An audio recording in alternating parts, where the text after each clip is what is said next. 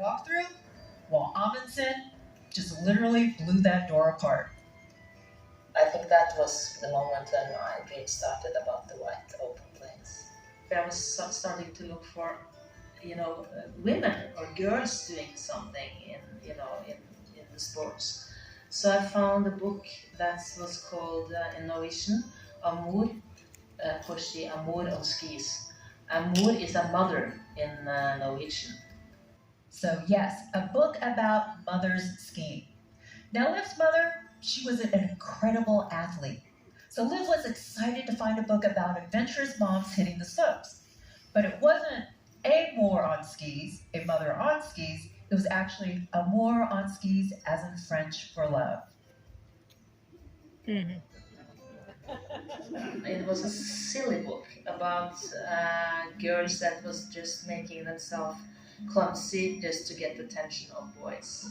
That was so confused. I think I was angry after that book. All my friends was dreaming about handsome husband, big house, fancy car.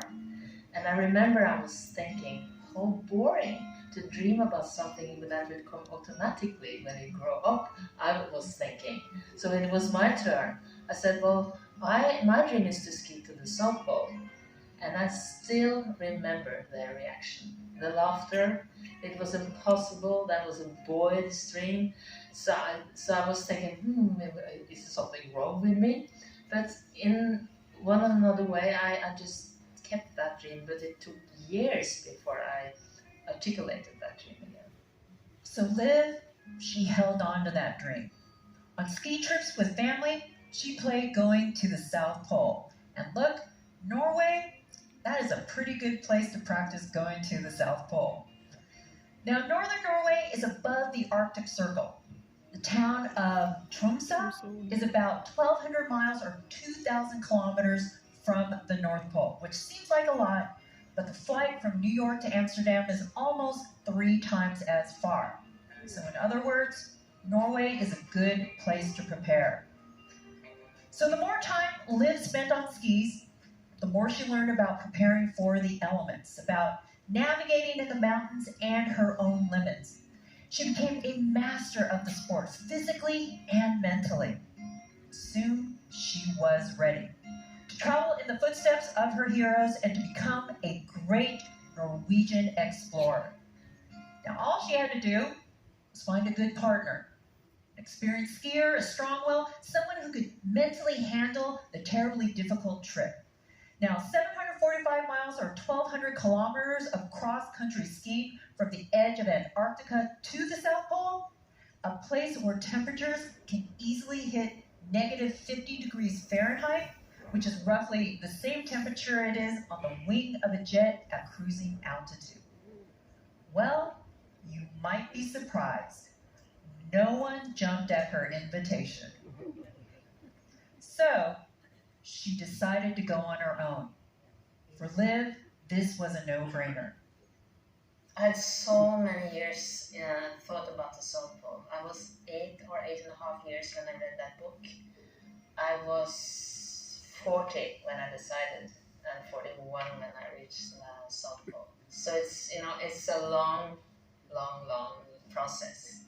So you get, more and more secure what you actually can, what you can do. That you have the endurance, you have the mental strength to do it. So to make the decision to really go for it, that was not hard. Now, the next thing that Liv needed was funding. Now, going to the Arctic is extremely expensive, and most explorers need financial support. I mean, give the Vikings, they pillaged towns to basically pay for their expeditions. Hudson was paid for by the Dutch East India Company.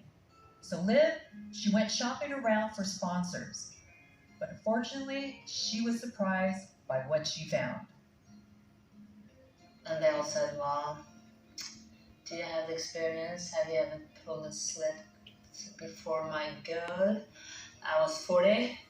And I was thinking, okay, I better go home to the kitchen. I felt like I was moving into the men's last arena. And that was a big surprise, but at that time we had the prime minister in Norway was a woman. We had several ministers that was women. So there was sort of women in all of the positions that they should keep away from the South Pole. Now, this kind of mentality isn't new, if you hadn't noticed. People have wanted to keep women off of Antarctica for basically as long as people have known about the place. They said women won't be able to handle the Arctic climate. Women can't carry heavy equipment needed to survive, and women don't know what to do in a crisis. Yes, even the United States Navy had been adamant about keeping women away. Now, finally, Liv, she found an Italian sponsor willing to support her. And so in 1994, after years of preparing, of dreaming, she set out for the South Pole on her own. It was this fantastic day that I really realized that I was in the middle of my dream. And I had so, I could feel every cell in my body, it was all this energy and joy that I actually was there doing this, starting to fill my childhood dream. Now we know that this was going to be a long journey, but it was also going to be very, very difficult. Now Norwegians have something called a pulk, which is basically a sled that you drag behind you while cross-country skiing. And Liv, well, she had to carry everything she needed to survive: food, shelter, equipment, first aid kits on her pulk.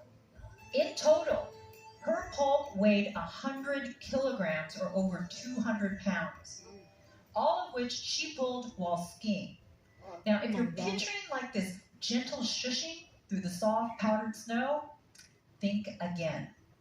For one thing, I always actually pictured Antarctica as sort of flat and open, but it's not. It's actually full of wild ice formations and hills, and almost the entire journey, starting from the sea to the South Pole itself, well, it is all uphill. Wow. South Pole is situated about 2,800 meters above sea level, so it's slowly up. But here the snowdrifts was really high. It was like skiing on a frozen ocean. And some of the snowdrifts was so high to my shoulder. And when you ski and pull 100 kilos over and come over the top, and then it takes speed and hits you. And that's really annoying. Okay, let's level set a little there. No, annoying? That actually sounds like the understatement of the century to me. Because if you think about all the dangers in Liv's expedition, one, she could get hurt, fall through the ice, run out of supplies, literally freeze. But all of these challenges, out of all of them, the hardest were the mental challenges. Now, she had prepared for almost every weather possibility because she's Norwegian, after all. There is no bad weather, just bad preparation. But the thing is, she actually had it prepared for how hard it would be mentally. And I started to get angry. I was in the middle of my childhood dream and started to get angry. And I think I skied for, swearing for maybe 2-3 days. And one night I was laying in my sleeping bag and I felt so tired, but not tired of working or skiing, but being irritated. And I was thinking, you can't ruin this expedition by swearing for 50, 60 days. You have to do something. You have to figure out how to handle this. And then I told myself, okay, from tomorrow you will imagine that you ski in a gallery with modern art. Because there are all these shapes in the snow, and sometimes when it was close, it was shapes in the sky. And because she was prepared, she actually brought a book of poetry with her. Just one single book. She read all night long and then recited to herself while skiing. When she got bored or tired or even just a little bit lonely, she built a modern art museum for herself, filling it with shapes and colors she saw in the snow and in the sky. And then she'd walk through it, reciting a little bit of poetry from a life that couldn't be further away. Now, if you're expecting a story about pain and suffering, I'm sorry, I'm going to disappoint you, because that didn't happen to Liv. She had spent her whole life preparing for this trip, and she knew what she was doing. And after 50 days, on Christmas Eve, 1994, she reached the South Pole. Right. And then I skid over to the ceremonial pole with the signs from Scott and Amundsen. And then, the emotions was coming. Then I could, the tears just came. A 50-day journey of 745 miles or 1,200 kilometers. When she reached Amundsen Scott Station, named after another Norwegian explorer, Liz was warmly greeted by the scientists and other explorers who heard about her incredible journey. So that was a fantastic welcome. And I was also invited to the Christmas brunch. And I also asked me if I wanted a shower. And I hadn't been showering for 50 days, so I said yes. And that was the best shower I ever had. Now, when Liv returned from the South Pole, she engaged in another classic explorer activity. Basically telling everyone and anyone that would listen about her story. And the more she spoke, the more she realized that her story could mean something more to a lot of others. Women came and hugged me, kissed me. Thank you for showing us that we can do.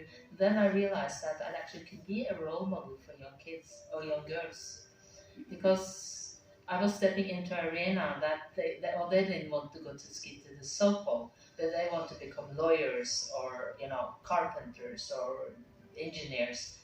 She wrote a book about her expedition, and she named it as a nod to the hardest part of the journey. I named my book Good Girls Do Not Ski to the South Pole because of all the meetings I had with potential sponsors. Yes. So it turned out the hardest part about skiing alone to the South Pole wasn't the trip itself. It was actually convincing people that she could do it. Since her first expedition, Liv has gone back to the South Pole again.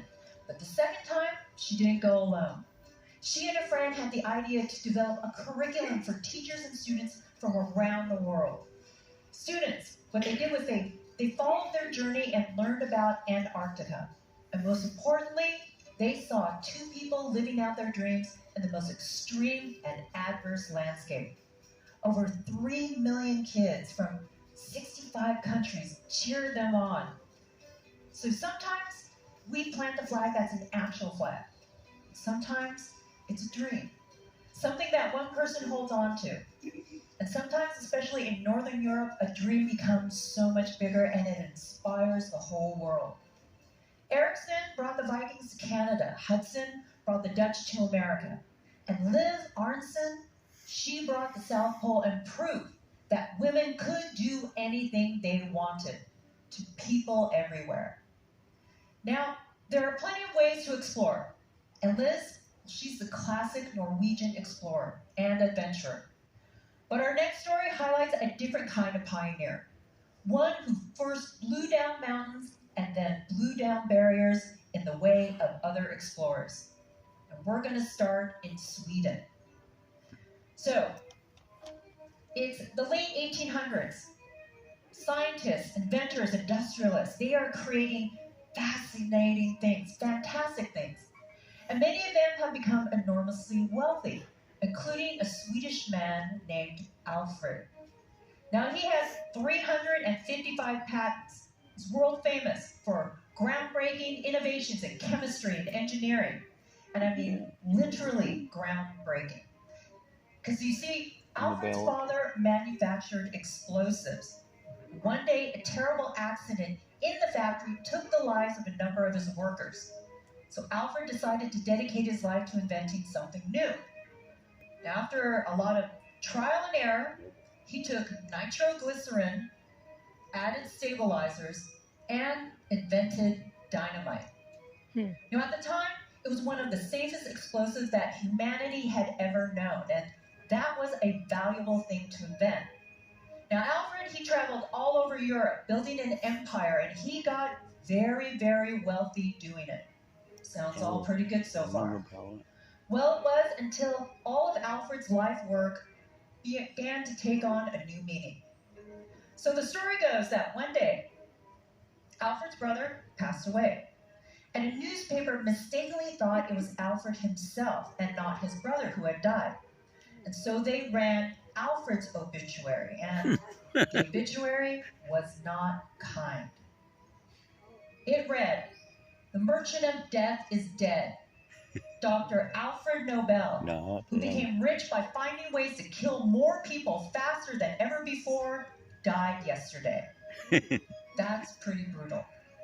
Now, Alfred wasn't married, didn't have any children. It's because his life was his work.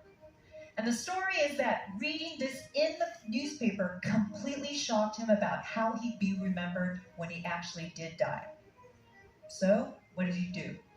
He rewrote his will, and he decided to leave his vast fortune to the establishment of prizes to those who have conferred the greatest benefit to mankind. Now, if you haven't figured it out yet, that is the legend of how the Nobel Prizes were established. Now, I do say it's a legend because we actually don't know for certain that he ever read that obituary. But regardless of wherever he got the idea, Alfred Nobel set aside 94% of his fortune for people who made the greatest impact in the following categories: medicine, chemistry, physics, literature, peace, and economics was added on later.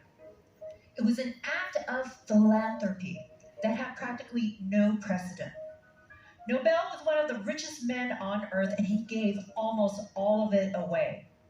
Now, the Nobel Prizes are some of the most respected and esteemed prizes on earth. Every year, thousands of academics, scientists, and previous Nobel Prize winners are asked to nominate people for the prize.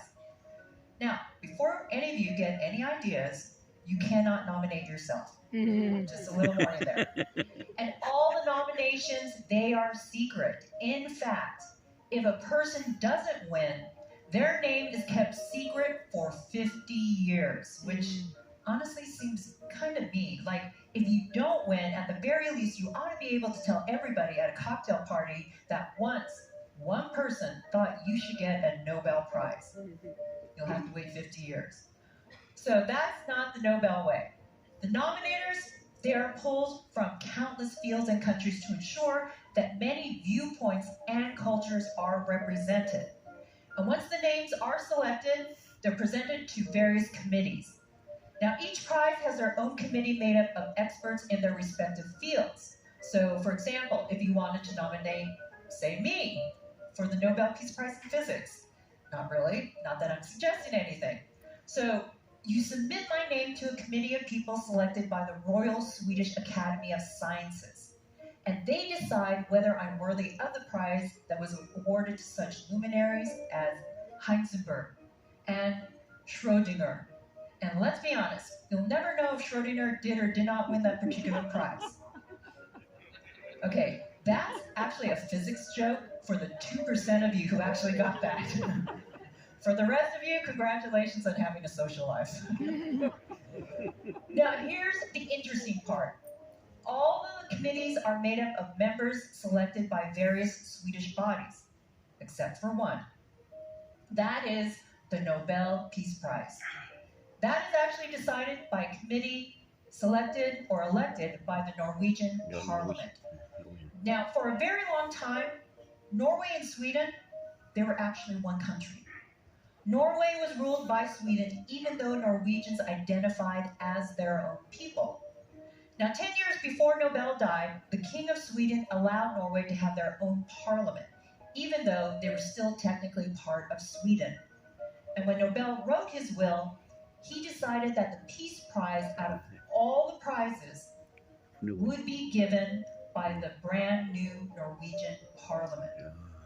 So in some ways, Nobel was sending a message of peace and goodwill by granting the power of the Nobel Peace Prize to a people that were seeking their own national peace. That tradition, well, it continues to today, long after Norway's independence from Sweden. So the result of all this is that Nobel's name is now no longer associated with dynamite, but instead with the greatest minds of the modern era. Albert Einstein, Maria Curie, Martin Luther King Jr., Mother Teresa, Nelson Mandela, Malala, and even Bob Dylan. These are people who made amazing scientific discoveries that have saved millions of lives. And they've created works of art that have inspired, and they've worked relentlessly towards a better world. And in this way, Nobel had planted a different kind of flag. It's a flag that honors not a nation, but the idea that knowledge is the greatest legacy that we can leave behind. And Alfred Nobel's impact, well, it has spanned the globe. As of 2021, over 900 people from 80 countries have been awarded Nobel Prizes. Now, today the prizes are worth more than $1 million US, and they are hand-delivered by the King of Sweden. It's an extraordinary honor, all in the name of an extraordinary explorer. One who conquered his own mortality and legacy of destruction with a prize that literally changes the world. And that brings us to our final story of the day. Now, what if instead of going out and exploring the world or giving away your riches to help others do the same, you can build a world yourself with just a few bricks? Thank you. There's something about getting bricks into people's hands that loosens them up and allows them to engage in some more abstract thinking. And I wish I knew what that magic was that allows people to kind of step outside of themselves and see the world a little bit differently when they're putting together stories or models with Lego. Okay, that is Tara Wick. She's a senior design manager at Lego Group. So yes, those colorful bricks found in just about every toy box in the world. They're from this region, and Denmark to be exact. In fact, there's even a Legoland where you can see the world's greatest sites all recreated in Lego toys. Now, Lego is a massive brand, but I never knew just how massive it was. Sure, there's a Lego reality show, at least 5 Lego movies, and there's a Legos for babies, for toddlers, for teenagers, and even for grown-ups. So all of you out there. And when you dig into the numbers, what you find is frankly mind-boggling. 7 Lego sets are sold every second around the world, and over 2 million pieces are manufactured every hour. And according to some counts, there are more minifigures than there are people on Earth. And speaking of Earth, enough Lego bricks are sold every year to circle the globe 5 times. 5 times.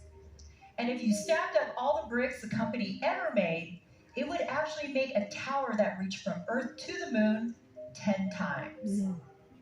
But okay, those are all very big numbers and sometimes a little hard to comprehend. So let's just consider a single Lego brick for a moment. Just take a look at it. Simple, just a small plastic brick. There really doesn't seem to be much to it. It's got studs on the top that fit into holes on the bottom. That's all there is to it. Well, other than the fact that if you ever have kids and you walk barefoot into the child room and you step on those Lego bricks, you will essentially know the most painful thing in the history of the modern world. But here's the thing.